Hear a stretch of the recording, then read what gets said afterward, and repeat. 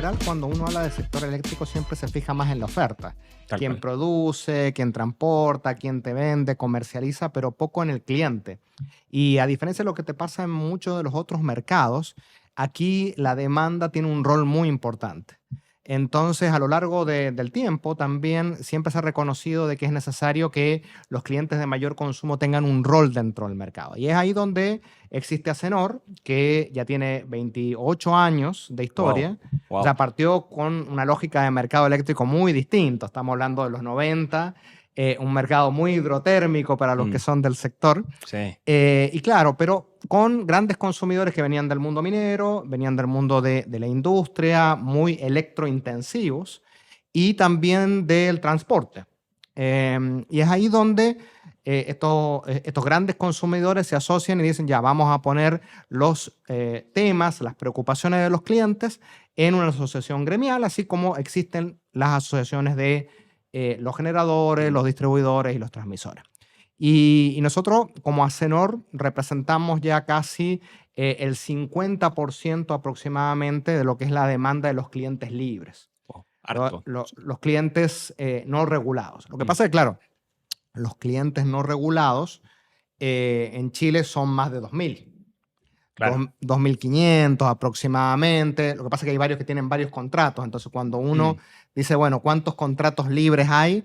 Y hay 5.000, 5.000, 6.000, claro. 7.000, pero en realidad clientes libres, cuando uno toma así por grupo económico, estamos hablando aproximadamente de 2.000, 2.500. Y de esos hay aproximadamente unos 100 que Ya. son los de mayor consumo, los clientes industriales, que muchas veces están conectados no tanto a la distribuidora Mm, eléctrica, sino directamente a nivel de transmisión claro. por el nivel de consumo que tienen. Y ahí nosotros tenemos 24 grupos de empresas que justamente son los asociados en Acenor. Entonces, de los 100 más consumidores más grandes, hay 24 de esos que son, en el fondo, Acenor, Efectivamente. como asociación. Nosotros como asociación en realidad somos abiertos y cualquier cliente libre se puede asociar, Sin importar el tamaño. sin importar el Ya. tamaño. Lo que sucede es que hay algunos clientes libres que también son generadores, ¿sí? Que tienen también activos de generación, Mm, entonces dentro del mercado tienen un negocio de generación. ok, Y nosotros no incluimos clientes que ok, puedan ser generadores. ok. Entonces eso reduce un poco, Conflicto de intereses, cosas, claro. me No, imagino. la idea es mantener una asociación que solamente tenga el objetivo de representar las necesidades de los clientes, ser la voz de la demanda, de alguna manera, y que no haya ningún tipo de conflicto de interés, sino que se mantengan realmente dentro de esa asociación, que se comparten buenas experiencias, se comparten los aprendizajes, los análisis e información, pero también cuidando que no haya problemas de libre competencia, porque Tal obviamente cual. tenemos asociados que 40 compiten entre sí. Sí, ¿Sí? claro, claro. ¿Y cómo funciona ahí? ¿Se juntan como una vez al mes a un directorio? ¿Cómo un poco funciona la operación de Acenor en el día a día? Sí, nuestro directorio, efectivamente, como en general de todas las asociaciones, se junta formalmente una vez al mes para las reuniones de directorio, pero tenemos reuniones semanales para ir viendo el seguimiento de los temas más coyunturales. Tenemos grupos de trabajo también, que ahí no participan necesariamente directores, Directores. sino cualquier otro tipo de socios, que ven más los temas o de eficiencia Ok. energética, temas de sostenibilidad y también de seguimiento de cargos, tarifas, que son los temas que en general más preocupan y donde de alguna manera también en esos grupos de trabajo hay más posibilidad de compartir información entre los asociados. Por ejemplo, ahora con el tema de la implementación de la ley de eficiencia Ujú. energética, lo que uno vio es que habían algunos clientes libres que estaban más avanzados en implementar Ujú. sistemas de gestión de energía, otros que todavía estaban viendo. Entonces ahí hubo un flujo de información interesante de buenas prácticas para compartir. Súper. ¿Sí? Con quién de alguna manera ahí se conversaba, bueno, con en general quien estaba encargado de los temas Mm, de eficiencia energética en la empresa. Y después fue evolucionando, incluso los mismos asociados nos pidieron incluir temas que ya tenían que ver con iniciativas de sustentabilidad, ya sea temas de electromovilidad, certificación renovable. Entonces, a medida que van surgiendo temas, los vamos conversando en estos grupos de trabajo. súper interesante. Oye, y en estos 28 años que existe la asociación, cómo has visto el cambio que ha habido en el mercado eléctrico, sobre todo estos últimos 10 años que han sido bien movidos con la entrada de las energías renovables, con los cambios regulatorios también para implementarla? ¿Cómo ustedes han visto este cambio? ¿Hay una evolución positiva? ¿Qué es lo que han encontrado que ha sido positivo? ¿Qué cosas quizás están un poco al debe? Sí, lo que pasa, este es un mercado que está, cuando uno dice en transición, es que efectivamente está permanentemente modificándose, ya sea con nuevos cambios tecnológicos o con desarrollos de mercado que no estaban necesariamente presentes, Mm, con cambios de comportamiento del consumidor. Y es ahí donde uno piensa, bueno, en el caso particular mío, yo entré a trabajar al sector hace ya casi 20 años atrás. wow. Y la lógica del mercado era muy distinta, o el ritmo de los cambios era muy distinto hace 20 años. Mm, Hace 10 años atrás, cuando ya estábamos en el medio del boom de las energías renovables, probablemente no anticipábamos lo que ha pasado en los últimos 5 años. mm, Yo siempre digo que hace 5 o 6 años atrás, recién estábamos empezando a hablar de qué era este tema del hidrógeno verde, claro, que hoy en día ya está mucho más consolidado. tal cual. Pero hace 2 o 3 años atrás tampoco estábamos hablando de grandes inversiones en sistemas de baterías. Es Y verdad. hoy en día vemos un despliegue masivo de ese tipo de inversiones. Entonces, está siendo un sector y un mercado que se desarrolla Muy muy rápido, es verdad. rápidamente, Sí, donde es difícil estar al día, tal cual. donde a veces se le pide a la regulación, bueno, que la regulación también debería anticiparse. Muy difícil. difícil. En ninguna parte del mundo la regulación eléctrica se está anticipando a lo que Mm. pasa en el mercado, porque este es un sector realmente muy dinámico cuando uno lo compara con otros sectores económicos. Sí, es verdad. Tal vez similar a lo que le pasó en algún momento al cambio disruptivo en las telecomunicaciones. Mm, No digo que sea igual, pero tiene sus paralelos. Entonces, la verdad es que ha cambiado muchísimo y eso también se ve en las empresas, cómo actúan, los mismos consumidores, sus patrones de consumo, cómo empiezan a cambiar, las decisiones que se empiezan a tomar. Yo creo que es un interesante momento para estar en el sector, pero así anticipando de que este es un sector que no está estable para nada. Sí, no. Tenemos la misma percepción que como que a medida que pasa el tiempo y las tecnologías se hacen más flexibles también, como para implementarlas rápidamente, hace de que las decisiones en el sector son muy rápidas y a veces, como tú dices, la regulación no le sigue el paso. Distinto era como 25 años atrás, ¿no? Cuando tú mismo decías, un mercado principalmente que dependía de la hidrología, donde tenías 3 grandes generadores que de cierta manera controlaban el mercado y los consumidores que habían eran mucho menos y eran grandes consumidores. Me imagino la mayoría, en ese tiempo quizás ustedes representaban a un mayor porcentaje del consumidor no regulado, ¿no? O sea, Claro, porque antes no había más de 50 Claro. a 100 clientes libres. tal cual.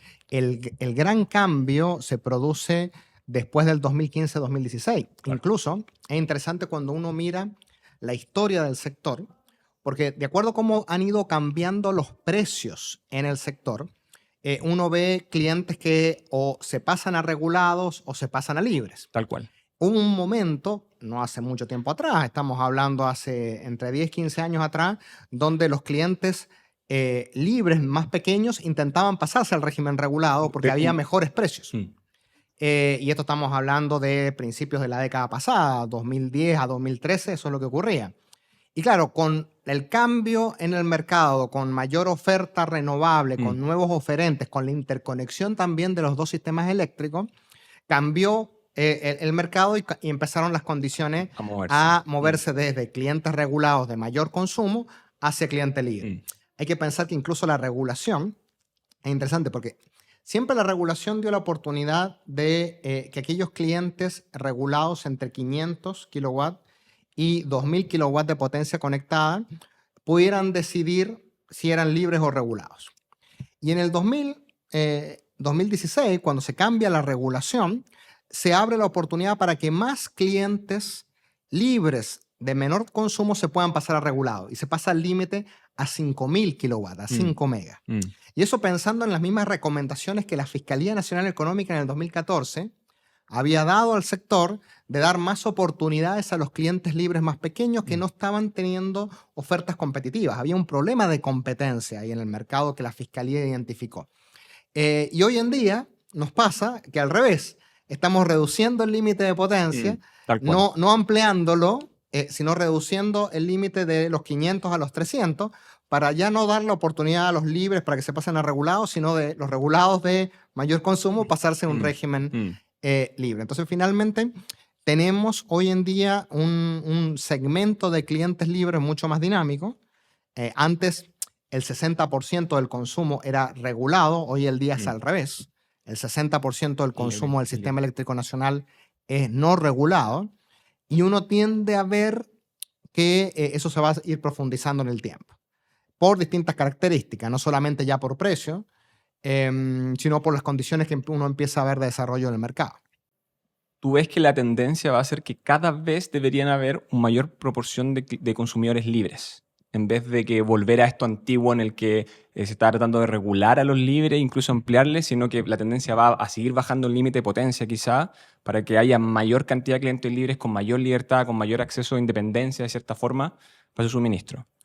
Hay que ver si el límite de potencia se continúa bajando o reduciendo, o se toma una decisión regulatoria de avanzar hacia una comercialización en distribución, o separar la comercialización de la distribución, un poco introducir el retail, como se le llama en otros países, que ya lleva muchos años implementado, que tiene sus pros y sus contras. Evidentemente, mientras más pequeño es el nivel de consumo, menor poder de negociación tiene. Tal cual. Entonces, esta idea de, ya, yo soy un cliente no regulado y tengo igualdad de condiciones para ir a buscar un contrato de suministro, el supuesto de equilibrio en el poder de negociación se pierde. Entonces, ahí sí la regulación en otros países ha avanzado en, bueno, cómo yo protejo a este cliente de menor consumo, cómo le doy opciones. Y eso es algo que yo creo que nosotros vamos a empezar a discutir más que lo que había antes. Pero es bien difícil hoy en día que el cliente de alguna manera se vea reducido su set de toma de decisión, sino que lo que va a demandar el cliente en general es libertad, más libertad. Oportunidades, una diversidad de oferentes, diferentes condiciones. Tal cual. Entonces, por eso es que es muy probable que veamos que se va a acentuar la liberalización del mercado en algún momento. También porque los clientes no regulados no es solamente que buscan condiciones de precio, a veces buscan condiciones de suministro. Tal cual. Que sea un contrato renovable o que tenga características particulares de suministro, de calidad. Entonces, flexibilidad, distintas cosas. Efectivamente. Entonces, por eso es que uno tiende a ver que en esta transición energética, a mí siempre me gusta decir, miren, no se olviden que transición energética no es solo más renovables. Transición es también descentralización en la toma de decisiones. ¿Por qué? Porque el cambio tecnológico te lleva a la posibilidad de tomar decisiones cada vez más descentralizadas. Exacto. Ya sea a nivel de generación, ¿sí? Lo estamos viendo, mucha generación de más pequeña escala cerca de los centros de consumo, pero también consumos, clientes, que van a poder tomar decisiones ya sea de autoconsumo, de gestión de la demanda, demás, mucho más descentralizadas. Lo cual es un desafío complejo. El sistema eléctrico que estaba muy pensado antes verticalmente integrado, con pocos actores, con toma de decisiones muy centralizadas, pasa a tener un sistema mucho más horizontal y descentralizado que es mucho más difícil de controlar. Ya no es tan sencillo tomar un par de decisiones y... Como regulatoria, dices claro, tú. E incluso de operación. Lo estamos viendo con los pequeños medios de generación distribuidos.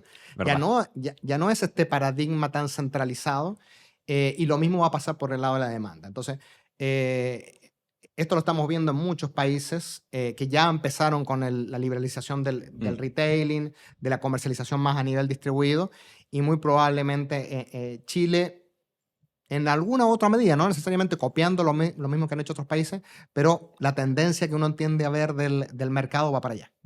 Mira, súper interesante lo que comentabas cuando decías que las necesidades o el conocimiento que tenía un consumidor más pequeño era distinto a un consumidor más grande y que por consiguiente la regulación en su minuto decía yo voy a proteger a los más pequeños comprando la energía por ellos porque no tienen poder de negociación y a los más grandes que se la arreglen solos porque en teoría ya tienen el tamaño suficiente, ¿no?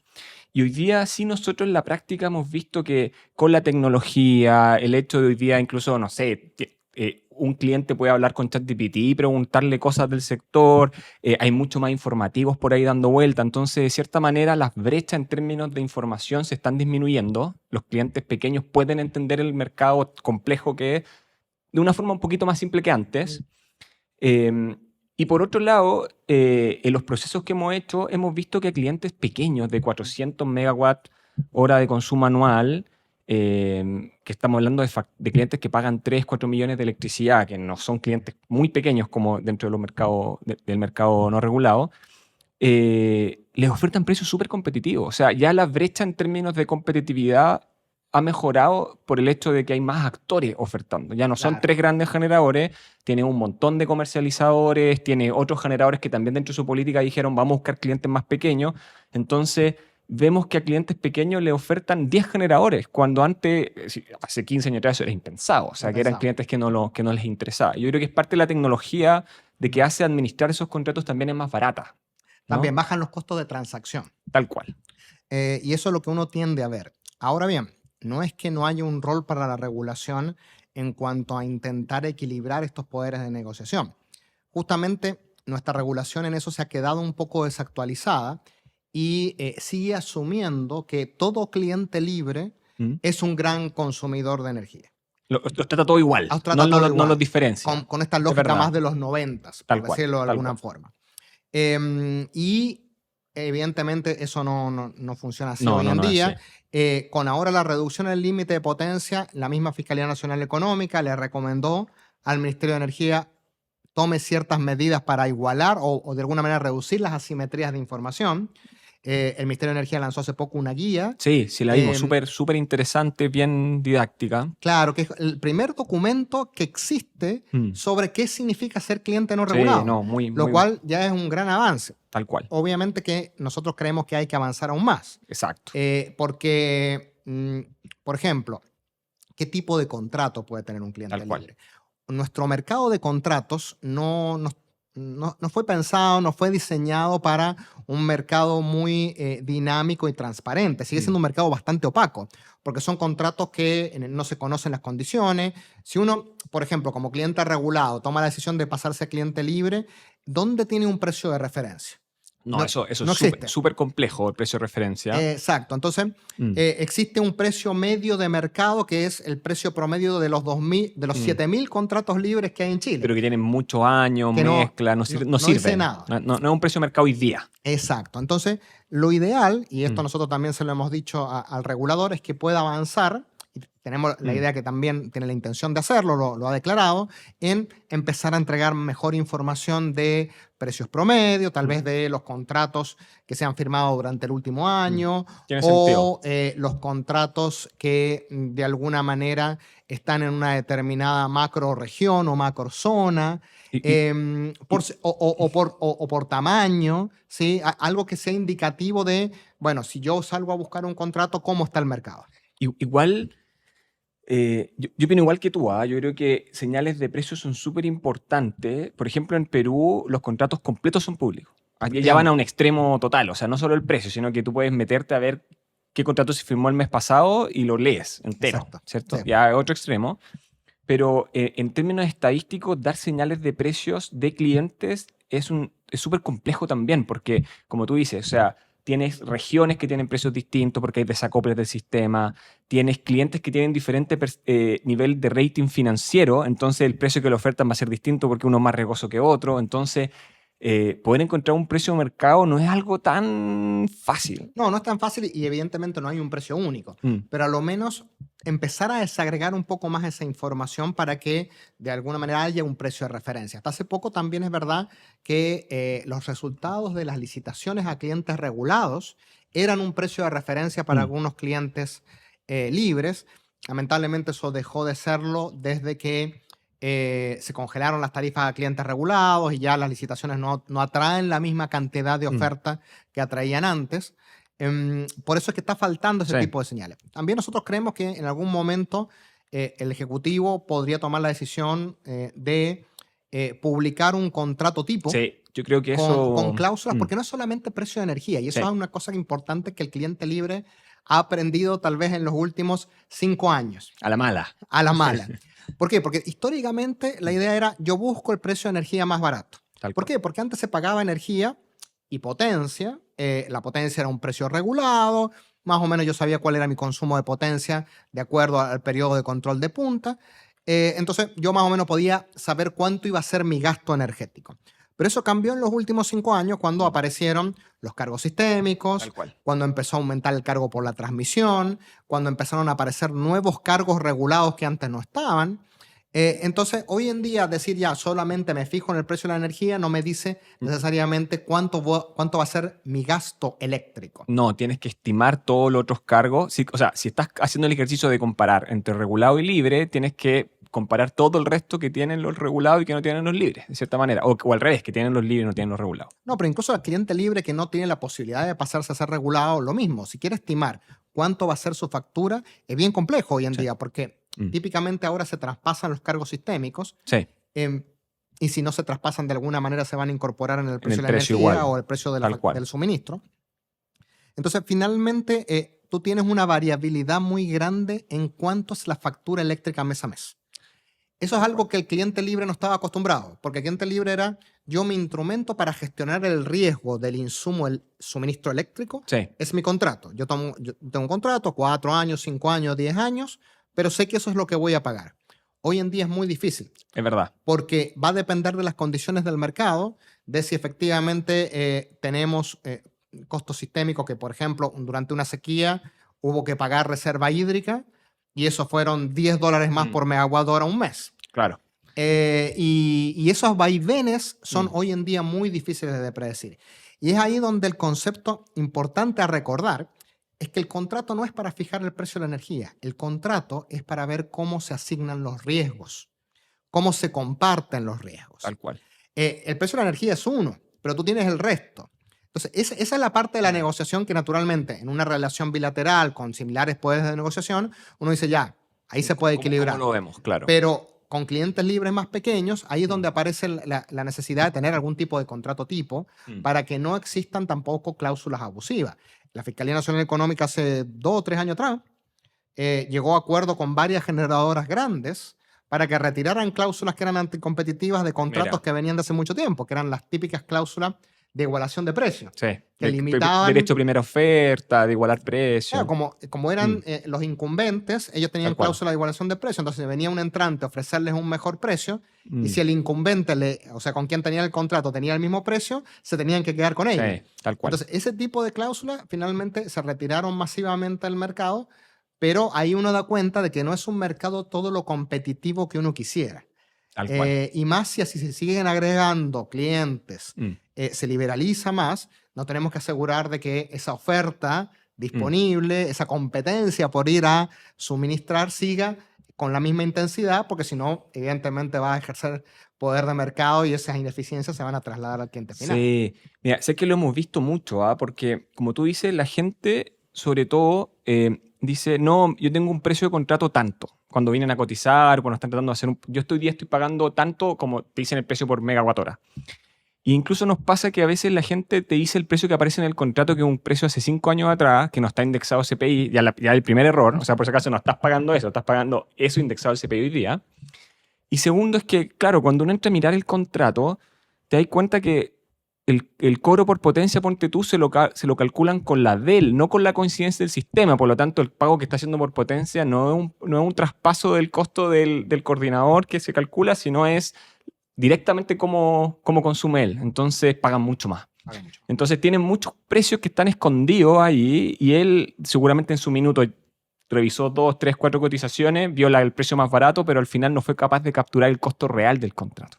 Entonces eso es un poco lo que vemos sobre todo con ese tipo de cosas. Y esa es la dificultad, porque hay que entender también que por mucho que haya clientes libres que son electrointensivos, que realmente una parte significativa de sus costos, nosotros tenemos socios que de sus costos de operación puede ser entre el 20, 30% La energía. en promedio en la energía eléctrica. Wow. En algunos casos puede ser un poco más, a veces un poco menos, pero tampoco es su negocio.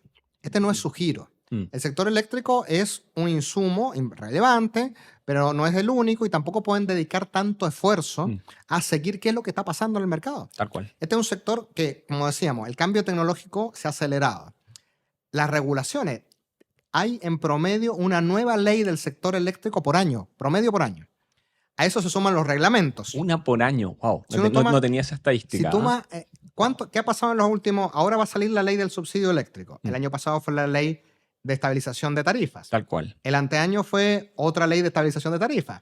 Después tuvo la ley de almacenamiento. Entonces, todos los años tú tienes una nueva Mm, ley y vienen reglamentos y vienen normas técnicas y aparecen los procedimientos del coordinador que atañen a los clientes. Entonces, ¿cómo un cliente libre, aún grandes consumidores mineros, industriales, dentro de nuestro socio tenemos de transporte también, lo mismo no tienen grandes equipos dedicados a este seguimiento? Por eso también nosotros existimos como Acenor. Como Acenor, nuestro rol es hacer ese seguimiento permanente, porque también uno dice, bueno, hay otras asociaciones gremiales de sectores productivos, pero tienen sus propios desafíos. Y lo que nosotros le transmitimos a los clientes es, miren, esto lamentablemente no va a cambiar. Se va a volver más complejo el sector eléctrico con todo el cambio tecnológico, con los cambios que estamos viendo de tendencias de la transición, difícilmente vuelva a Lo que era. esa estabilidad. No. Aquí cada vez va a ser más complejo la regulación, los diseños de mercado, las oportunidades y también para tener en cuenta que el rol del cliente al que se le va a demandar más gestión de demanda, se le va a demandar más flexibilidad o se le va a demandar que, por ejemplo, afine su pronóstico de consumo. Mm, Entonces, hay una serie de cosas que hoy en día el cliente todavía no necesariamente ha desarrollado la musculatura para ello mm. y es importante que tenga en cuenta que este sector... Va a evolucionar y va a seguir cada vez más ágil, más... Sí. Pero Y- para bien, yo creo, ¿ah? O sea, Y aquí es donde lo importante es, bueno, cómo se gestionan los riesgos. sí, sí. La regulación, históricamente, ha intentado reducirle los riesgos a la oferta Mm, bajo el supuesto de que le va a ofrecer un suministro de energía a menor precio. tal cual. Pero cuando le quitamos riesgo a la oferta, lo que hay que preocuparnos es si el riesgo se gestiona. Mm. Porque tú le puedes estar traspasando riesgo de la oferta a la demanda, que la demanda no puedes No gestionar, puedes gestionar, entonces no tiene forma de querer minimizarlo. y finalmente tú tienes Mm. una ineficiencia. Que Tal eso es un cual, poco lo que tal nosotros cual. siempre decimos que pasó Sí. con el costo de la transmisión, con los Mm. cargos de la transmisión, que terminaste socializando al estampillar Mm. el cargo por transmisión que solo lo paga la demanda.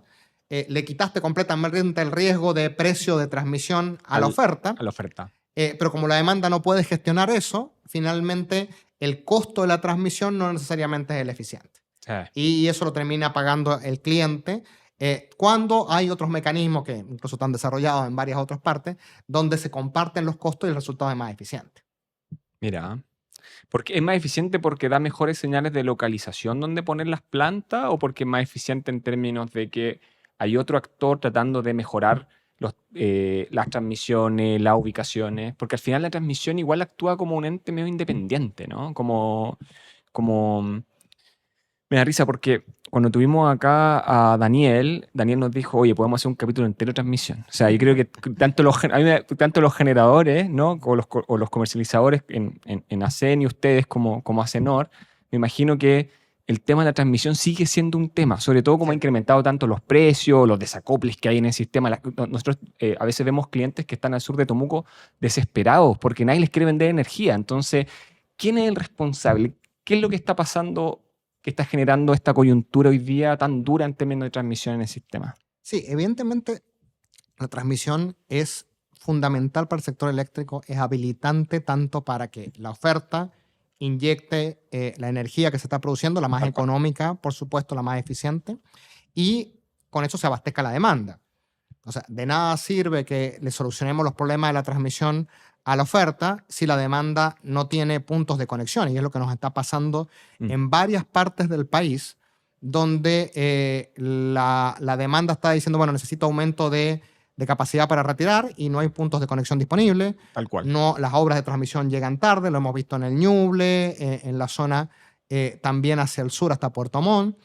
Y ahí el foco que nosotros tenemos es que la reforma del 2016 partió con una idea, con un diagnóstico de que la transmisión no se expandía al ritmo apropiado. Entonces, la idea fue centralizar en una planificación del regulador anual, de que de alguna manera iba a ver todo lo que se veía a futuro, iba a ser una planificación mucho mejor que la que se venía haciendo, que iba a anticipar esa transmisión a la generación. Pensar que en 2016 todavía no estábamos viendo el boom renovable que ahora. Entonces, uno decía, ya uno puede hacer obras de transmisión que vayan un poco anticipando dónde van a estar las anticipándose a la plantas, generación. tal cual. Y dado que la planificación le iba a dar a la generación las señales de localización a partir de la planificación eficiente, se podía estampillar y de alguna manera simplificar de que esto lo pagara toda la demanda. La generadora no iban a ver el costo ni el riesgo del costo de la transmisión y solo se iban a dedicar a ofrecer el mejor precio competitivo, instalándose donde existiera transmisión. Ya. ¿Qué pasó? Lamentablemente, para ese diagnóstico, el desarrollo del mercado fue distinto. La generación renovable es mucho más rápida para instalarse que la transmisión y por lo tanto termina forzando a la transmisión a expandirse según las necesidades de la oferta. Al revés. Al revés. Y eso es ineficiente porque la oferta lo que busca es el mejor recurso para generación, no necesariamente el menor costo para el suministro final. Por los mismos incentivos que tú decías antes. Exacto, porque hoy en día, por ejemplo, si hay uno tiene un cliente libre en la región metropolitana y sale a hacer una licitación y se presentan dos oferentes, uno que tiene una central en Calama y otro que tiene una central en San Felipe, solar, las dos, probablemente la central en Calama tiene un costo de energía bastante más barato. Pero finalmente el costo de la transmisión capaz que era mucho más eficiente que me lo ofertara la central solar en San Felipe. Sí. Y lo que estamos haciendo al socializar el costo de la transmisión, al estampillarlo y que solamente lo pague la demanda, es que no se ve ese costo, se invisibiliza. Entonces, si al menos una parte, no todo, pero una parte del costo de la transmisión también lo pagara la generación, vería esa señal de localización. Y le sería más conveniente instalarse en posiciones más cerca de los centros de consumo y entonces todo el mix finalmente sería más eficiente para el cliente. O sea, mejores señales de precio para tomar decisiones. O sea, porque a veces también hay un tema que se nos dice, bueno, pero es que finalmente el cliente paga todo, entonces, ¿qué sentido tiene? Bueno, si esa fuera la respuesta, entonces yo le diría, bueno, si el cliente paga todo y da lo mismo, bueno, entonces que empiece a pagar la generación también un poco, si da lo mismo. Pero el punto central es que, sí, el cliente paga todo, pero paga de acuerdo a su contrato. ¿Sí? Entonces, si paga de acuerdo a su contrato, lo ideal es que tenga distintas opciones. Sí. Que le digan, ya, yo me puedo abastecer con este generador que está en San Felipe, o me puedo abastecer con uno que viene de Calama, o con un eólico que viene de la zona de Concepción. Pero que la regulación per se socialice el costo, finalmente da las señales equivocadas. O sea, podríamos decir entonces que en la transmisión estamos viendo dos problemas que afectan al cliente. El primer problema, como tú bien decías, son el hecho de socializar el costo de transmisión, lo que no ayuda a incentivar de manera eficiente dónde se instalan las plantas. Y eso hace de que el costo de transmisión de repente sea ineficiente y se instale demasiada red de transmisión, que termina siendo el costo mucho más pesado para todos los consumidores. Y el segundo problema, que es que incluso con eso, que ya no es eficiente, cuando no se logra construir las redes suficientes, que hace que el sistema se desacople, y además de afectar tanto al generador y al cliente, en este caso a ambos, porque las señales de precio no son correctas y en el fondo tiene un generador que está inyectando en el norte a un precio y retirándole para abastecer a un cliente en otro mucho más caro. Pero son como dos problemas, ¿no? Un problema es como de la robustez del sector y la otra tiene que ver con cómo se construye la red de transmisión, ¿no? Claro, porque evidentemente es muy necesaria una buena planificación de la transmisión por temas de seguridad, por ejemplo, por temas de abastecimiento a la demanda, para asegurar que la demanda sea abastecida, y por eficiencia. ¿Sí? Evidentemente es muy importante y nosotros por eso como Acenor todos los años revisamos en detalle el plan de expansión y cuando encontramos obras que no están suficientemente bien fundamentadas, las hemos discrepado. Okay.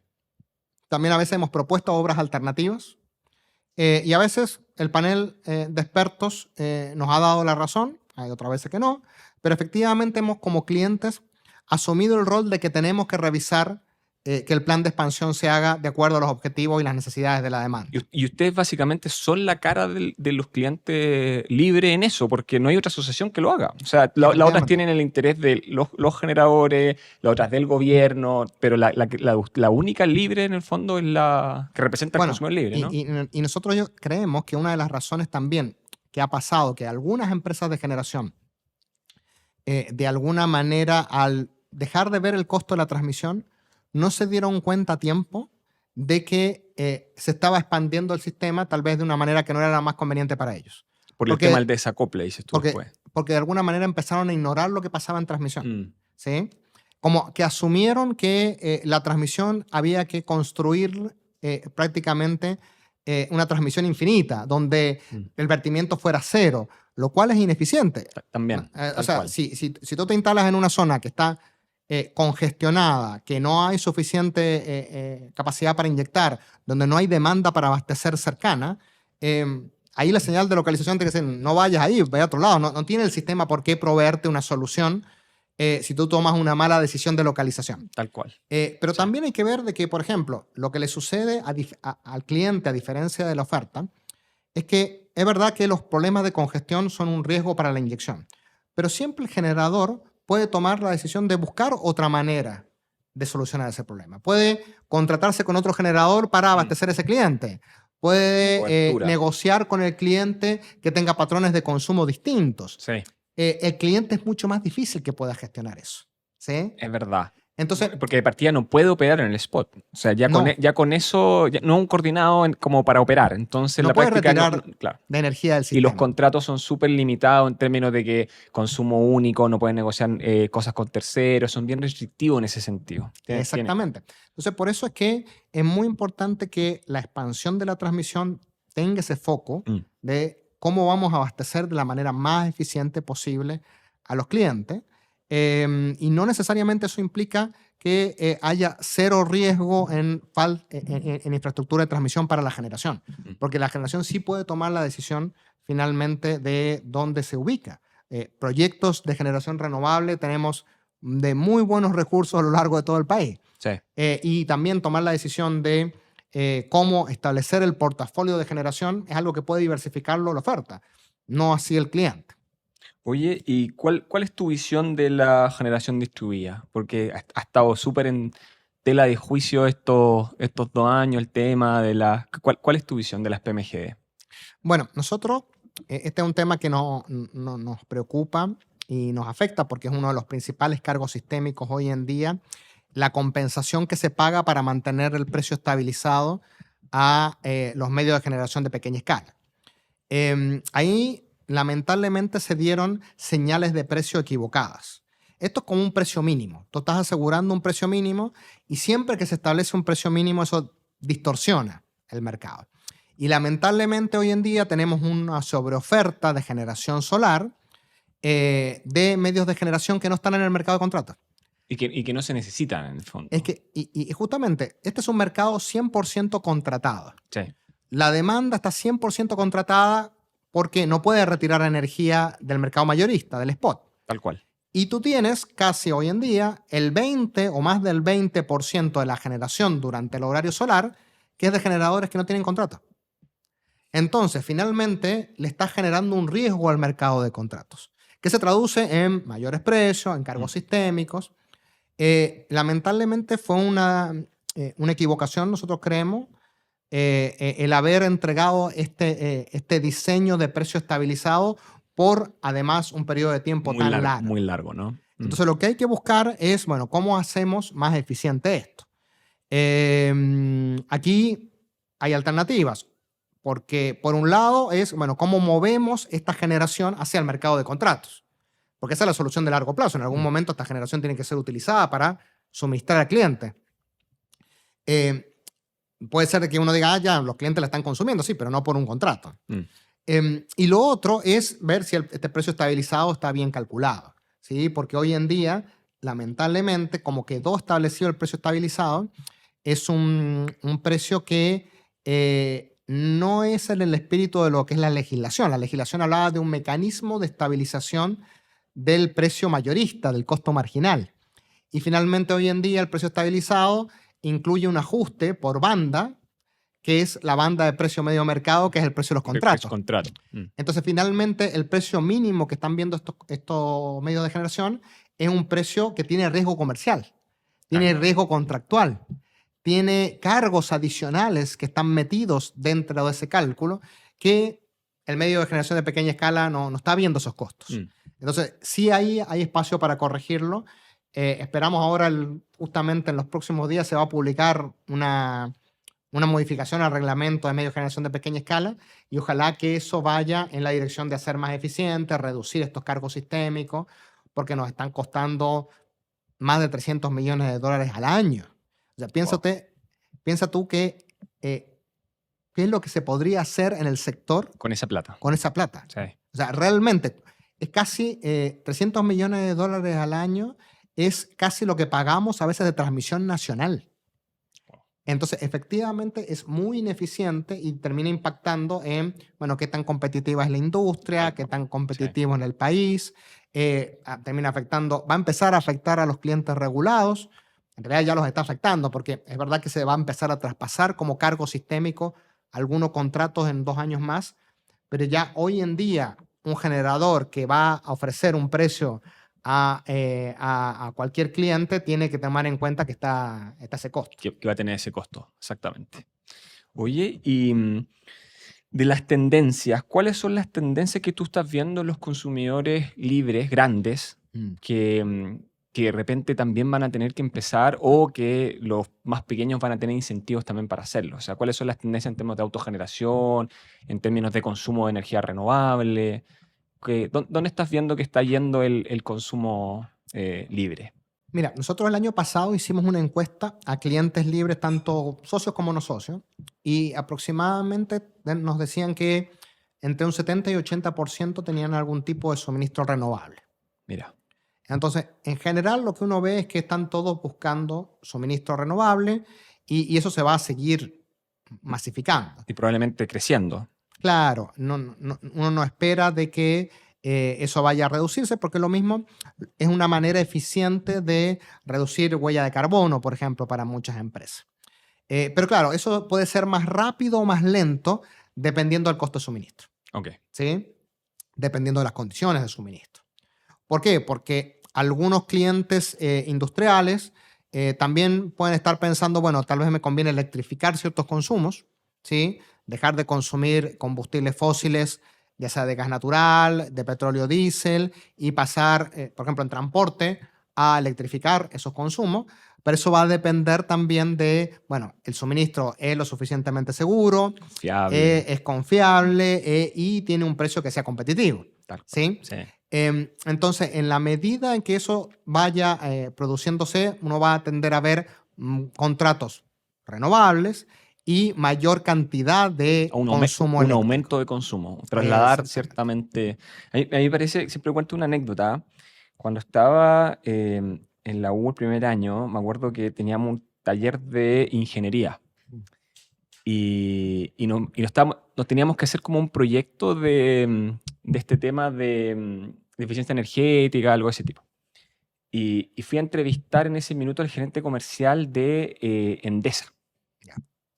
Entonces me junto con él y Endesa en ese tiempo justo estaba haciendo mucha publicidad y mucho tema con respecto a hacer hervidores eléctricos más eficientes, calefacción más eficiente. Entonces yo fui y en mi ignorancia le digo, oye, ¿qué incentivo tiene Endesa de que las cosas consuman menos si en el fondo vendía energía? O sea, es como que te estáis disparando a ti mismo, ¿no?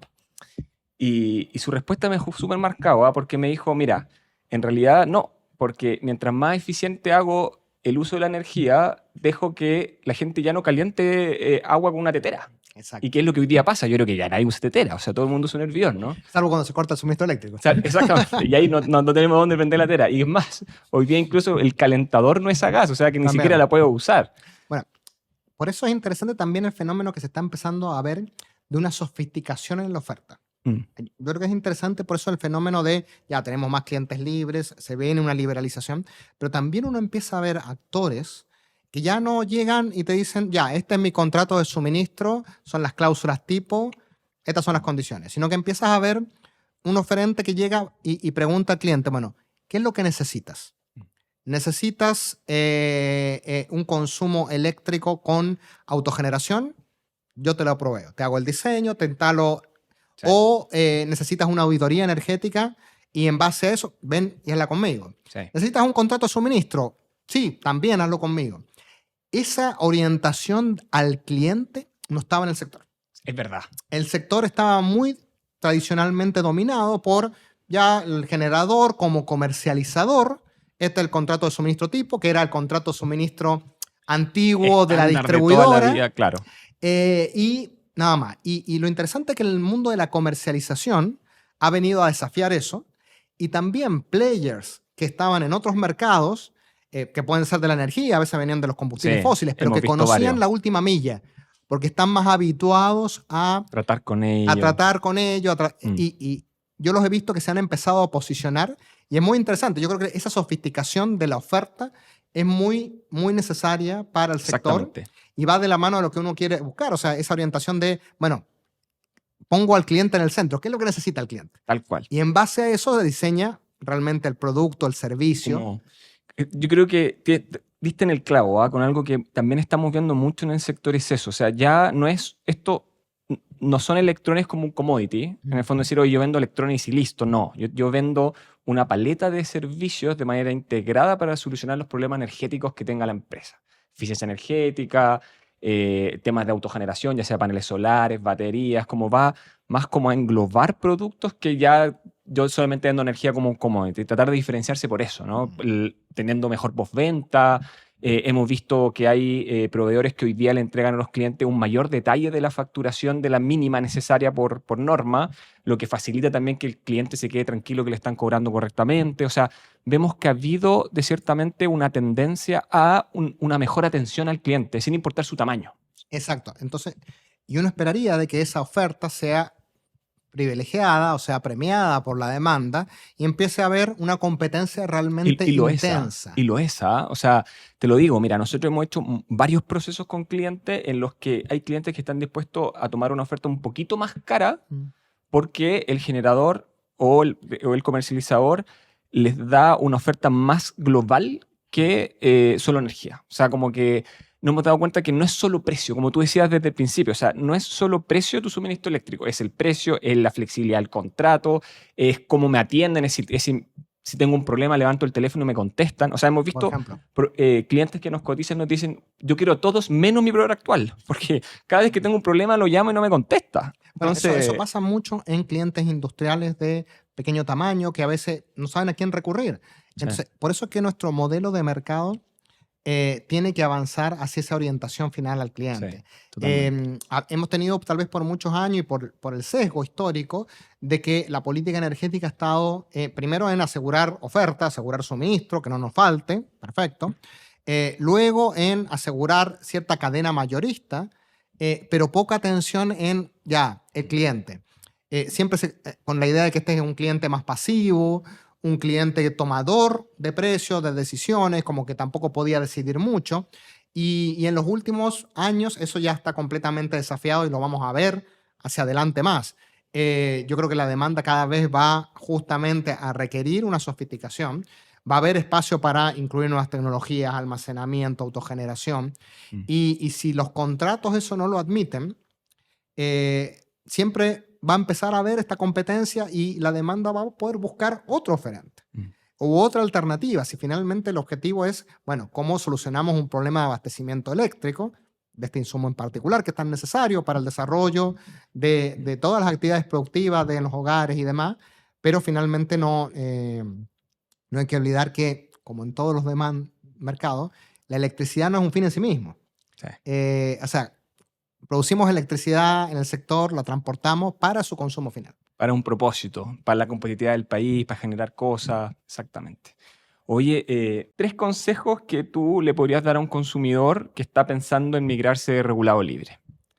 Mira, primero y principal hay que hacer bien los números, a ver si me conviene realmente pasarme, porque hay que comparar no solamente precio de la energía, hay que ver todos los conceptos que hoy en día el contrato regulado no tiene, que son típicamente los cargos sistémicos que se traspasan, cuántos están siendo hoy en día, pero también cuántos pueden ser. Claro. También hay que tener ahí una variabilidad. también hay que tener en cuenta que hay cargos que pagan los clientes regulados que se pasan a libre para pagar la deuda que hay con los generadores, El famoso MPC. producto por el congelamiento tarifario que hubo del 2019 al 2024. No hay que olvidarse de eso.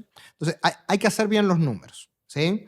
Lo otro, hay que fijarse, evidentemente, si el oferente tiene energía disponible del punto de retiro, donde le toca al consumidor. No es lo mismo abastecer a un cliente en Concepción Talcahuano que en la zona de Valparaíso o en la zona de Coquimbo, por decirlo.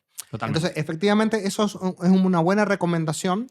Y yo les diría que la tercera recomendación es que también averigüen si este es un suministrador que ha votado contratos antes. Ok, ¿Sí? buen punto. Porque hemos visto de que hay suministradores que apenas han habido algunos cambios en el mercado, han dejado a los clientes sin contrato o borrón y cuenta nueva. Claro, o han buscado alguna cláusula para zafar y finalmente, incluso estamos hablando de suministradores de mayor tamaño, no suministradores pequeños, que los clientes habían contratado pensando que como tenían las espaldas financieras importantes no iban a tener problemas.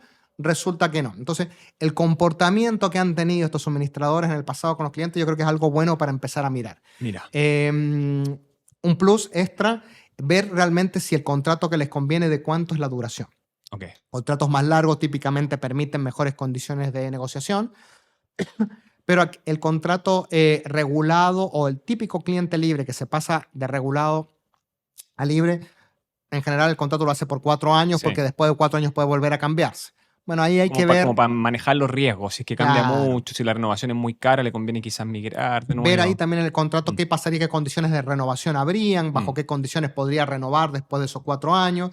Nos ha pasado de clientes que justo la renovación les tocaba en un año complejo para el sistema eléctrico, donde los precios estaban caros, entonces por ahí le convenía continuar con el contrato. Entonces, ese tipo de cosas son importantes como para tener en cuenta. Súper, buenísimo.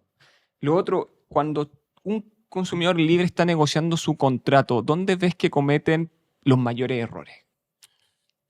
Bueno, nosotros, en primero el disclaimer, nosotros no vemos los contratos de nuestros socios ni tenemos información de los contratos. Pero en la conversa pasillo, cuando te dicen, pucha, no me di cuenta, se me pasó esa cláusula. Pero básicamente es justamente cómo se asignan los riesgos. Okay. O sea, efectivamente, aquí han habido cargos que de pronto aparecieron. Bueno, ¿quién lo toma? ¿Quién lo toma? ¿Cómo se prorratean eso? ¿Qué pasa con esos riesgos? De manera que también el generador tenga, o el suministrador, tenga los incentivos de que cualquier evento que él pueda gestionar, lo gestione y no directamente le dé lo mismo porque finalmente el costo se lo va a traspasar al cliente final. Entonces, esto es complejo porque es como anticiparse también a cómo van a ser la distribución de los riesgos, pero yo creo que es lo que más les pena a algunos clientes de, bueno, la verdad que las condiciones del contrato no les quedó lo suficientemente bien asignada esa porción del riesgo del mercado. Oye, para terminar, este podcast pregunta, me dicen acá de interno, si es que, ¿qué opinas tú? ¿Ves alguna diferencia relevante entre abastecerte con un comercializador o un generador, como propiamente tal? Es que todo depende un poco del tamaño, ¿sí? Porque evidentemente hay clientes libres que requieren un suministro importante y ahí hay que ver, muchos de ellos prefieren contratarse con suministradores que tengan capacidad de generación y que evidentemente eso le da mayor respaldo. Hay otros que con comercializadores, de alguna manera en un portafolio bien distribuido, puedan efectivamente suministrar.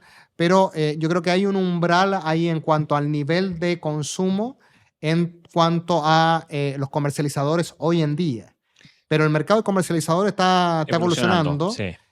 También es verdad que nuestra regulación nunca reconoció explícitamente al comercializador. No existe el comercializador puro. Lo mismo conversábamos con Daniel, que en el fondo es un generador que simplemente produce menos de lo que comercializa. Eso es en términos simples. Entonces, hoy en día no tienes un comercializador puro como podrías tener en otros mercados y que probablemente esto se vuelva a discutir en algún momento, producto de cambios que se quieran hacer en la regulación, por ejemplo, de la distribución.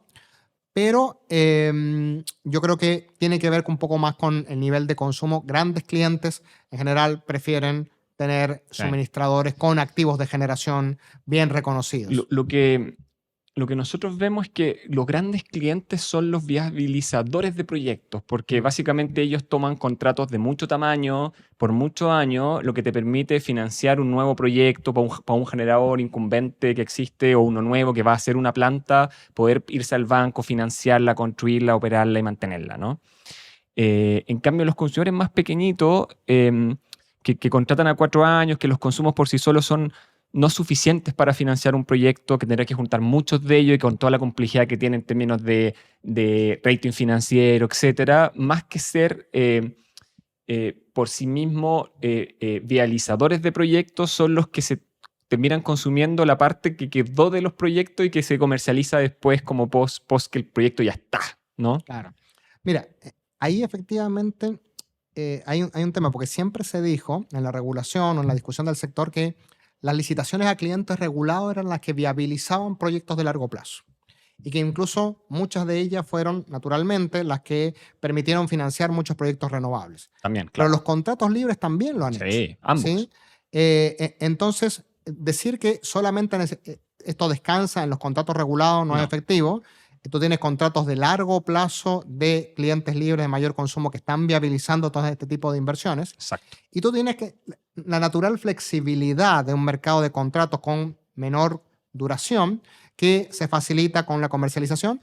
Y también en el futuro, y por eso hacía mención antes a los pequeños medios de generación distribuidos, que si uno los vuelca de mejor manera al mercado de contratos, ya pueden empezar a abastecer también a contratos libres, tal vez incluso en algún momento con algunas modificaciones regulatorias a los contratos regulados. Incluso como ellos son, en realidad, como tú mismo decías, son pequeños, pero a veces son una sola empresa que tiene muchas de estas plantas distribuidas. Entonces, en el fondo, sí tienen la logística, sí tienen el equipo para poder comercializar esa energía quizá de manera eficiente. Si finalmente lo que uno busca no es que haya un generador con cada unidad intentando salir a buscar un contrato, sino que se arman portafolios. ¿Sí? Y habrán algunos que sean más eficientes para determinados segmentos de mercado.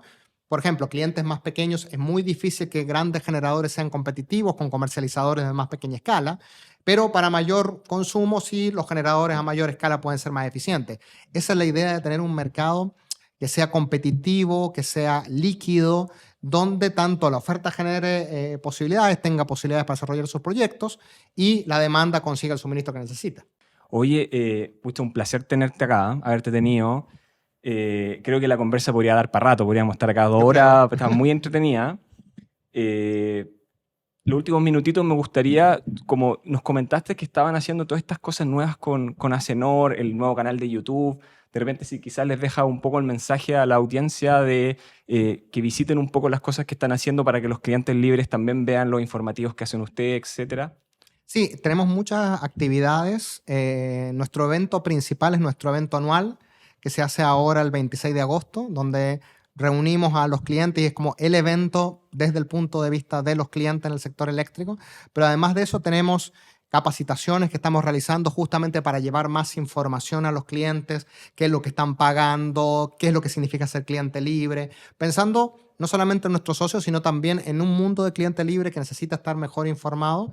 Y nuestros canales de comunicación ahora se han diversificado, ya no es solamente los medios de nuestra página web o LinkedIn, sino que hemos agregado efectivamente el canal del YouTube para poder entregar estos mensajes un poquito más elaborados, un poquito más y encontrar o disponibilizar para aquellos que lo necesiten, ya sepan dónde ir a buscar esa información y ese contenido. Gracias, Javier. Esperamos contar contigo en otra oportunidad. No, muchas gracias por la invitación, realmente por haberme tenido en cuenta y ha estado muy grata la conversación, así que muchas gracias de nuevo. Muchas gracias.